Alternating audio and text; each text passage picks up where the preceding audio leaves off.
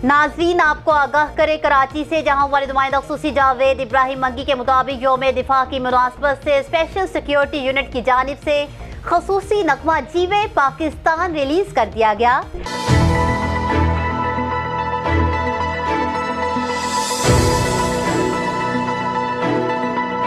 नगमे को पाकिस्तान की नामवर गुलकारा डॉक्टर हुमा मीर ने अपनी खूबसूरत आवाज में रिकॉर्ड करवाया है, जबकि राजा मेमन इसके हदायतकार हैं।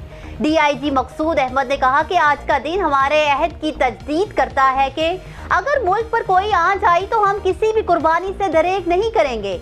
उन्होंने कहा कि आज का दिन वतन के पासदारों, जयालों और जानिसारों को खिराजे तहसीन पेश करने का दिन है। अब तक SSU के 25 जवान जामे शहादत नोश कर चुके हैं। न्यूज़ स्टूडियो से फिल वक्त इतना ही। मजीद अपडेट्स के लिए देखते रहिए BBC 11 हेडलाइंस न्यूज़।